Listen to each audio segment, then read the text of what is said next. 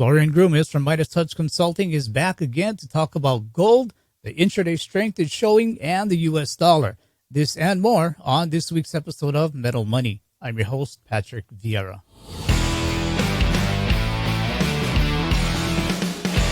Florian Grummes from Midas Consulting, welcome back to Metal Money. How are you doing? Hey, Patrick. Thanks for having me again. I'm doing well.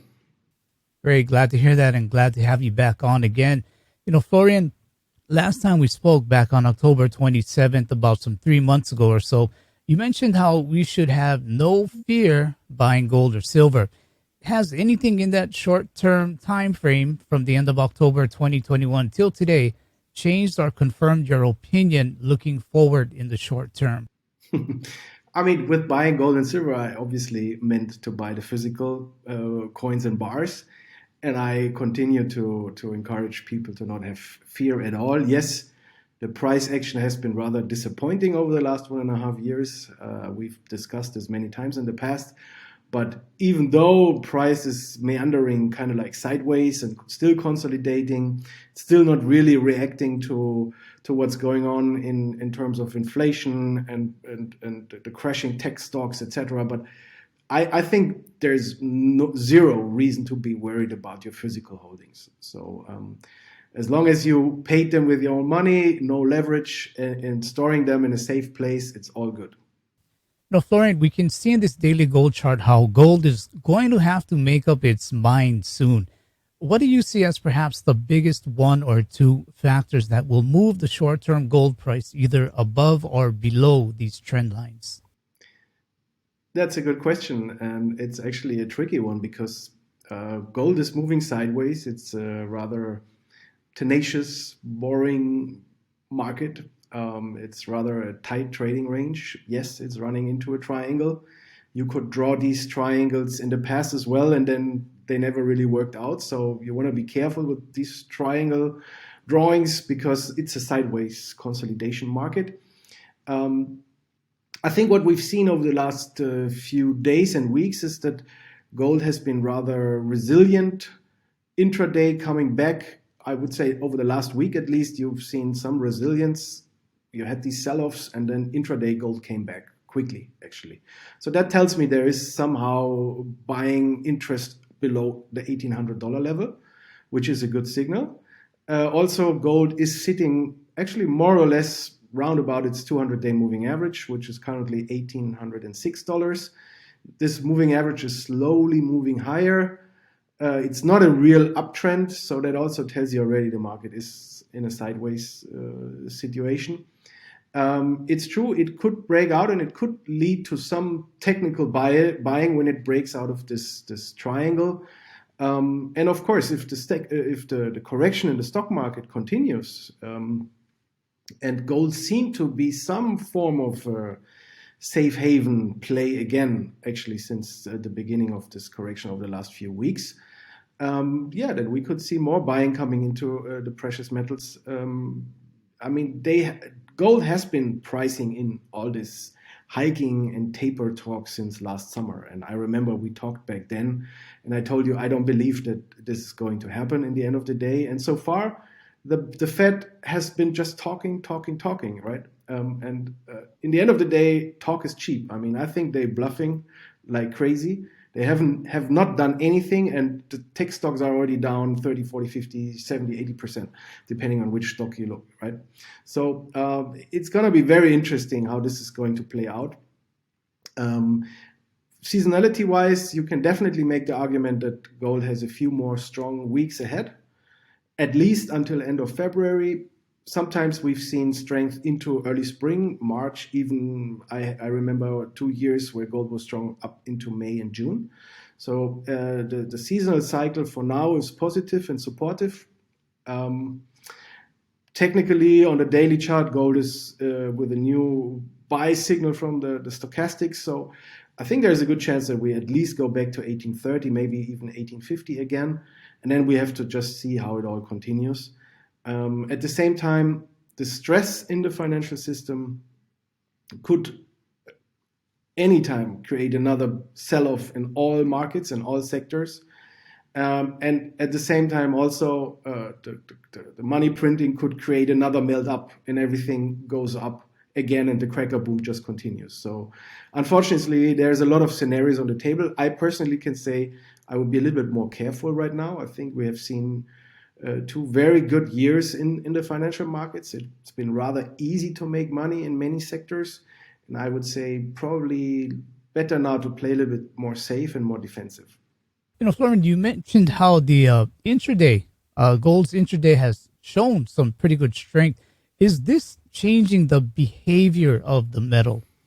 Yeah, I liked what I've seen that you had these like suddenly sell off $10, $15 and gold then immediately came back up and recovered all the losses intraday. That's a good signal. That shows there is some buying interest in the market.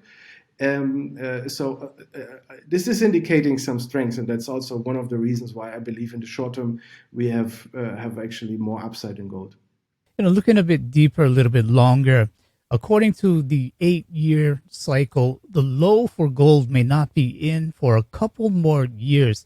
If true, what numbers might investors be looking at for gold prices? So I think the worst case for me when it comes to gold is maybe 1600, 1625. I would say that's like the worst case. And that's like $200 from where we are right now.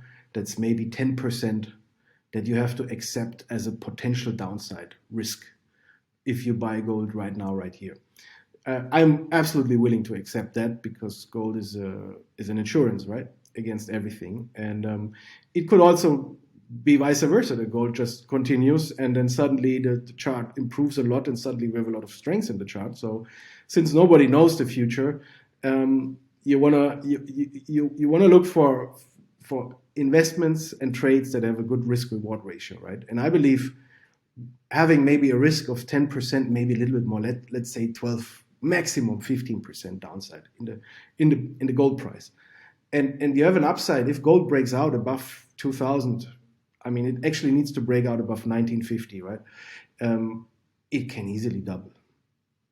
I think this can happen rather quickly. So let's say, I mean, I've showed a few charts calculating the upside of this big cup and handle formation, 3,500, 4,000. We've been talking about the $5,000 level for 20 years already in the gold buck camp, right? So I think it can easily move to $3, $4, $5,000. So that's more or less a double from where we are here. And you have a 15% downside risk. I think that's a great risk reward ratio. And you buy into a boring physical, old fashioned investment that's not going away, doesn't need electricity, doesn't need anything. It's just sitting there, and it has always helped mankind to save and store some purchasing power. So I think really the physical thing, I'm not worried at all about it. And again, I think the risk reward is great, even if gold goes maybe one more time towards 1600, which can happen, definitely. I think what's missing in this gold correction or consolidation is this final complete capitulation, panic sell-off, where really the last weak hands throw in the towel. That's something I haven't seen. If you look at the sentiment chart over the last 2 years, you see that we haven't seen an extreme negative, pessimistic sentiment. So that's something I'm missing, and often in the gold market, unfortunately, it takes that kind of like completely depressed sentiment to then create a turnaround and stage a big rally. Yeah, it's a great point. Florian, the USD does play a role in the gold and silver price since precious metals are priced in USD, as are many things. On this daily US dollar chart, after the bug lows of 2020, we saw the dollar slide. Then it sort of recovered in almost a double bottom, and then it has been reaching higher lows ever since. What are your expectations of the dollar short term, and how will it affect gold and silver prices? Well, in the short term, I think we've seen a reversal in the dollar. Actually, the day after the FOMC meeting, 1.5 weeks ago, the dollar has been strong since the beginning of the financial crisis 14 years ago. And initially, it was a short squeeze because the whole world was short and everybody was saying the dollar is doomed and done. That was the sentiment back then. Now we basically have the complete opposite. We have not only priced in all this hiking and tapering talk by the Fed. We talked already about it in the beginning, but we are seeing the dollar being strong for, as I said, nearly the last 14 years. At the same time, technically speaking, in the very big picture, the dollar is running into a huge triangle, and it's rather meeting resistance on the upside, while on the downside, there would be quite some room to have a pullback, at least right now, within this overall triangle structure. And in the shorter term, I think we've seen a clear reversal. It looked like a breakout, and then the same day it turned around. That's usually these bull traps where big money, institutional money, likes to load up and change direction of their positions. So I think if we're gonna see a weaker dollar, that's very supportive for gold. Of course, it's also very supportive for commodities. It's also, generally speaking, supportive for all the markets. So let's see how this plays out. I think all this tapering and hiking talk has been priced into the dollar. The Fed has not done anything yet. I think we're going to see a weaker dollar over the next few weeks at least. Maybe it's actually a larger trend change once again. And then it would mean a third lower high in a row in the dollar index. That's speaking not really of strength, but rather of weakness. So it's going to be interesting how this all plays out. We touched on tapers and raising rates, and then there's also that Russia-China energy deal. It's just a few of the uncertainties ahead, but with absolute surety as far as consequences. Florian, we often hear how one should allocate 5% or 10% of their portfolio should be allocated to precious metals, gold and silver.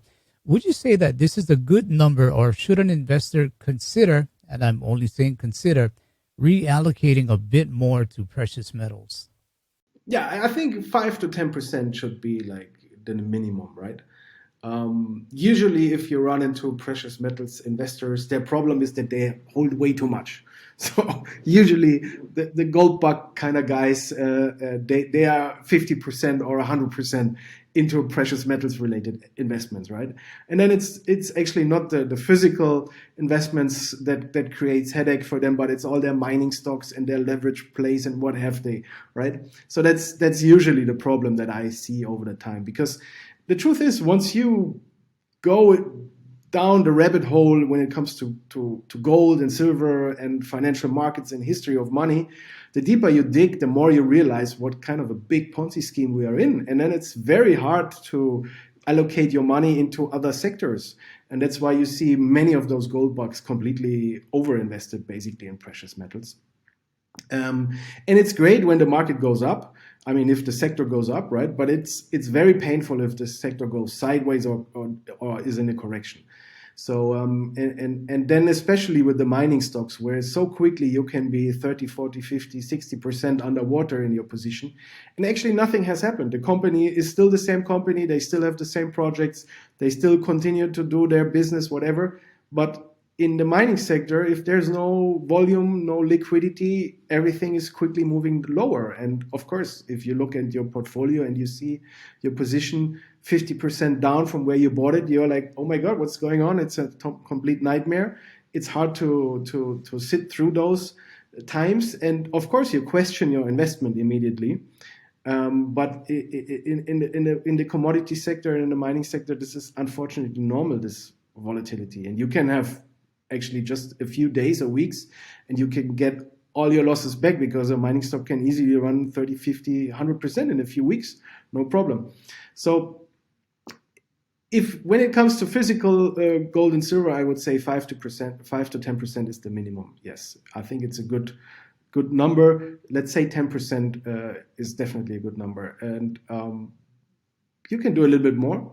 You can also argument that physical gold and silver are somehow a liquidity position, because you can always liquidate those coins and bars. Maybe you don't always get exactly what you paid for, or maybe you're losing the premium, or maybe a few percent. But in the end of the day, you have also some form of a liquidity position there, right? I think overall your allocation into precious metals and commodity related investments should be at 25%. I mean, that's what I think should be. And if I look at my commodity stock portfolio over the last few weeks, I can tell you it moved up. Independently of all the turmoil in the market, it was not a huge gain, but it's up a few percent, while tech stocks have been crashing. And it's a nice diversified portfolio with uranium stocks, oil, nickel, copper plays, and also some precious metals miners, although I don't have them overweighted at the moment. So yes, overall 25%, I would say, precious metals and commodity related investments, and at least 10% in total of your net worth should be in precious metals physically.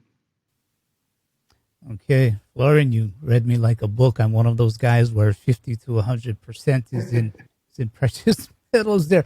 But Florian Grummes from Midas Touch Consulting, we thank you for your time and your insights, and I hope we can do this again soon. Thank you very much. It was a pleasure, Patrick. That was Florian Grummes from Midas Touch Consulting sharing his views on gold and the behavior being exhibited. As always, please leave your thoughts in the comment section below, and remember to keep it liquid, keep it real. And I'll see you on the next episode of Metal Money.